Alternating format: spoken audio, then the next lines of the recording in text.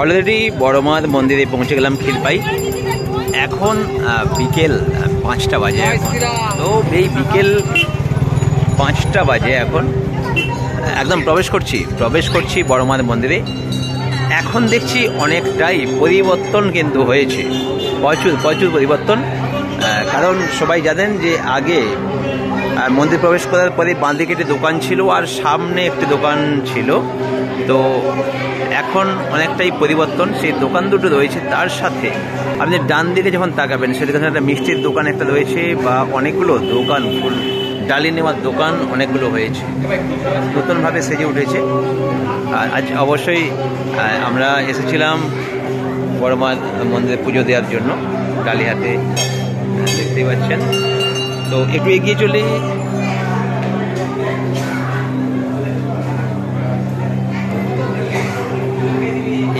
মন্দিরের দিকে চলুন, একটু মায়ের দর্শন করে দিই এবার।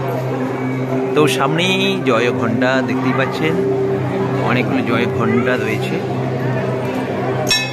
অলরেডি একটা বাজিয়ে দিলাম। তারপর তো আজকে এত এত এত ভক্ত সমাগম,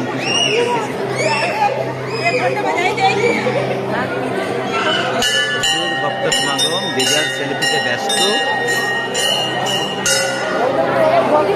সামনে রয়েছে মা। আজ কিন্তু প্রচুর ভিড়, আজ প্রচুর ভক্ত সমাগম। আর পরিবর্তন দেখুন, এইখানটাতে যেখানে ছিল এখানটায় প্রদীপ মোমবাতিগুলো জ্বালানো হতো, ধূপ আর মোমবাতি, কিন্তু সেইখানটা কিন্তু পরিবর্তন হয়েছে। আগে মায়ের দর্শন করে দিই আপনাদের একটু। সোজাসুজি বড় মা,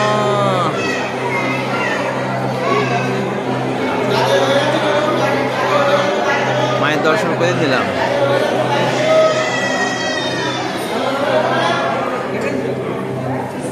আর অবশ্যই দেখছেন এখন কিন্তু মায়ের চারপাশে যে ঘোড়া হতো সেই ঘোড়াটা কিন্তু বন্ধ হয়ে গেছে এখন। দেখুন দু সাইডে গেট করে দিচ্ছে, গেটের জন্য আর কিন্তু এখন ঘোড়া যাচ্ছে না। আর এখানটাও দ্বীপ জ্বালানো যাচ্ছে না, মোমবাতি আর ধূপ জ্বালানো হতো, সেটার জন্য একটু ডান দিকে আপনাকে সরতেই হবে। ডান দিকে একটা গেট হয়ে গেছে, এখানে চলে যেতে হবে বাইরে বেরিয়ে। আর এইখানটায় কিন্তু মোমবাতি আর ধূপ জ্বালানোর জায়গা, মহাদেবের এখানে ধূপ মোমবাতি প্রদীপ জ্বালানোর জন্য জায়গা একটা করে দিয়েছে। আর ধাগা বাঁধার জন্য এইখানটা দেখছেন, এখানটা তো ধাগায় ধাগায় ভর্তি হয়ে গেছে একদম। কত ভক্ত আসছে দেখুন, প্রতিদিন প্রচুর ভক্ত কিন্তু আসছেন। স্টিল গেট দিয়ে এখানটা করে দেওয়া হয়েছে। যখন প্রচণ্ড ভিড় থাকবে তখন এই সিস্টেমে গিয়ে কিন্তু আপনাকে পুজো দিতে হবে, কোনো রকম সমস্যা যাতে না হয়। আমূল পরিবর্তন।